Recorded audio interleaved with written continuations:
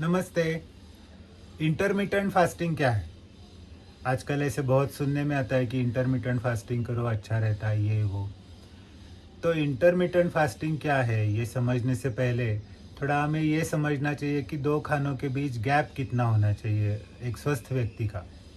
अभी जैसे हमने पिछले वीडियो में बोला था कि इसके लिए भी ऐसे कोई थंब रूल ऐसे नहीं है कि गोल्डन रूल कि सभी के लिए यही सही। स्पेशली आयुर्वेद में तो बिल्कुल नहीं, क्योंकि हमारे यहाँ एक टेलर मेड हर एक आदमी का अपना अपना एक वजूद होता है, कॉन्स्टिट्यूशन होता है। उस हिसाब से उसे क्या अच्छा है क्या नहीं है वैसे बताने की हमेशा हमारी कोशिश रहती है। लेकिन फिर भी एक जनरल गाइडलाइन की तरह उसके बारे में भी आयुर्वेद में अलग अलग गाइडलाइंस है।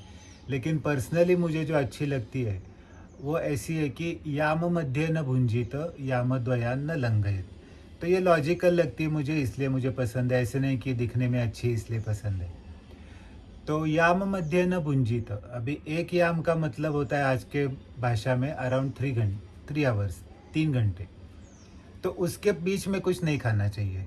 So that is for sure कि अगर एक बार आपने खाना खा लिया तो उसके बाद 3 घंटे तक आपको नहीं खाना चाहिए कुछ भी, क्योंकि आसान सा उत्तर है, और तब तक उसका डाइजेशन प्रोसेस चलता रहता है। वो जब तक पूरा नहीं हो जाएगा तब तक आपको उसमें दूसरा खाना डालना नहीं है, तो बहुत ही ज़्यादा लॉजिकल है और एक्सेप्टेबल भी। उसके आगे जो बोलते हैं वो भी बहुत इम्पॉर्टेंट है कि यामद्वयान न लंघये, मतलब 6 घंटे से ज़्यादा गैप होना नहीं चाहिए दो खाने के बीच में। इसका मतलब क्या हुआ कि दो खाने के बीच में आपका 4 या 5 घंटे का गैप जाना चाहिए तकरीबन औसतन। तो इसका एक दिन भर का प्लान ऐसे हो सकता है कि समझिए 8 बजे नाश्ता किया, फिर 12 या 1 बजे खाना खाया दोपहर का, और फिर शाम को 6 या 7 बजे रात का खाना खा लिया। तो ये जो है ये आयुर्वेद के हिसाब से या लॉजिकली भी एकदम परफेक्ट प्लान है, क्योंकि क्या होता है कि उससे अगर ज़्यादा 6 घंटे से ज़्यादा गैप पड़ा तो फिर वही जो हमने पिछले वीडियो में बोला था ब्रेकफास्ट के बारे में कि शरीर फिर उसको जो चाहिए वो अलग अलग जगह से लेना चालू कर देता है, उससे हमारी शरीर की हानि होती है। तो उस ऐसे टाइम इंटरवल पे शरीर को थोड़ा थोड़ा खाना देते रहना चाहिए। तो इंटरमिटेंट फास्टिंग क्या है अभी? तो इंटरमिटेंट फास्टिंग का मतलब ये है कि गैप जो है वो बढ़ाने का। लेकिन वो बढ़ाने का भी एक साइंटिफिक तरीका होता है, जैसे नहीं कि मुझे अभी लगा चलो अब मैं नहीं खाता या खाती हूँ 8-10 घंटे तक, ऐसे नहीं रहता। तो जनरली ये जो आपका फास्टिंग है वो रात को होना चाहिए, मतलब अगर आप रात को सोते हैं तो।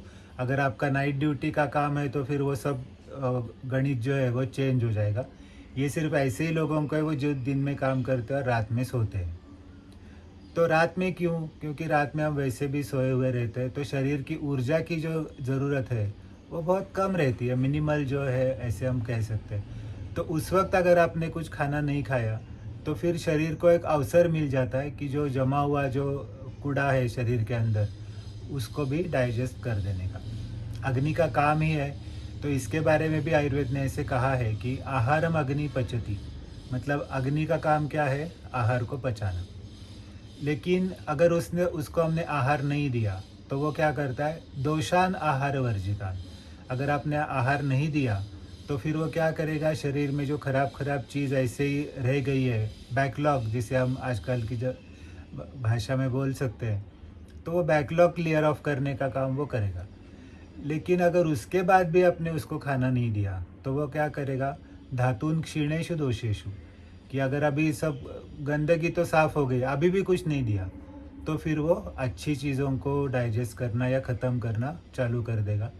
और उसके बाद भी अगर आपने खाना उसको नहीं दिया तो जीवितम धातु संशय, तो जब धातु भी ख़त्म हो जाएंगे तो फिर वो आपके प्राण हरण कर लेगा। तो इसका मतलब ये है कि चलो मन में जितना है फास्ट करो, ऐसे नहीं होता। आपको जो शरीर में जो गंदगी है वो साफ़ होने तक ही आपको फास्ट करना है। एज सुन एज वो गंदगी साफ़ होने का आपको पहला सिग्नल मिल गया तो उस वक्त आपको उसके लिए खाना खाना बहुत ज़्यादा ज़रूरी है। तो ऐसे कुछ बीमारियां हैं जिसमें बहुत ज़्यादा गंदगी अंदर जमा रहती है, ऐसे लोगों को हम बताते हैं कि आप थोड़ा सा लंघन करो।